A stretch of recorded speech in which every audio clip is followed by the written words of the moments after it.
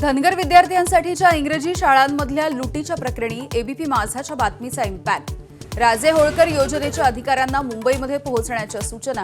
25हून अधिक शाळांनी योजना कागदोपत्री दाखवून लाखोंचं अनुदान लाटलं।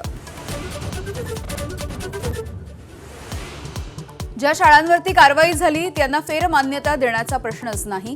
इतर मागासवर्ग विकास मंत्री अतुल सावेंचं माझाला एक्सक्लुझिव्ह स्पष्टीकरण।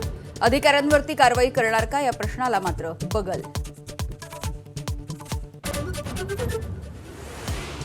राज्यसभा निवडणुकीच्या संदर्भात वर्षा निवासस्थानच्या बैठकीची इनसाइड स्टोरी एबीपी माझाच्या हाती।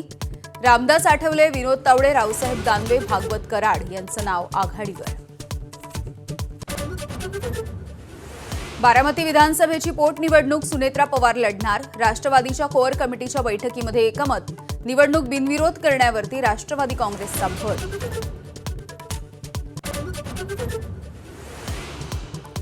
शरद पवारांनी राज्यसभेवरती जावं। काँग्रेस ठाकरे सेनेच्या नेत्यांशी चर्चा करणार, सुप्रिया सुळेंची माहिती। तर विमान अपघाताच्या प्रकरणी रोहित पवारांच्या आरोपांमध्ये तथ्य असेल तर चौकशी व्हायला हवी अशी ही मागणी। व्हीएसआर एरो कंपनीच्या विरोधामध्ये एफआयआर झाला पाहिजे। मरीन ड्राईव्ह पोलीस ठाण्यामध्ये डीजीसीएच्या विरोधामध्ये तक्रार करणार, आमदार रोहित पवारांची माहिती। अजित पवारांच्या विमान अपघाताच्या नंतर व्हीएसआर कंपनीला मोठा दणका। व्हीएसआर व्हेंचर्सच्या 4 लिअरजेट विमानांच्या उड्डाणांना मनाई। ऑडिटमध्ये उणीवा आढळल्यामुळे डीजीसीएचा मोठा निर्णय।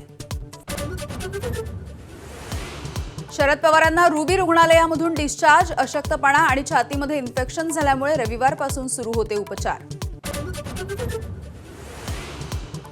शेतकऱ्यांच्या विविध मागण्यांसाठी काढण्यात आलेल्या लॉंग मार्चचा आजचा दुसरा दिवस। राधाकृष्ण विखे पाटील यांच्या उपस्थितीमध्ये आज मंत्रालयात बैठक। आजच्या बैठकीमध्ये कोणता निर्णय होणार याकडे लक्ष।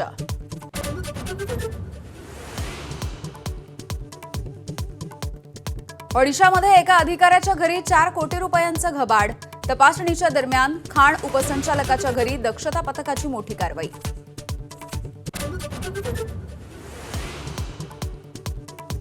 आणि भारताबरोबरच्या युद्धामध्ये पाकिस्तानचे पंतप्रधान ठार झाले असते।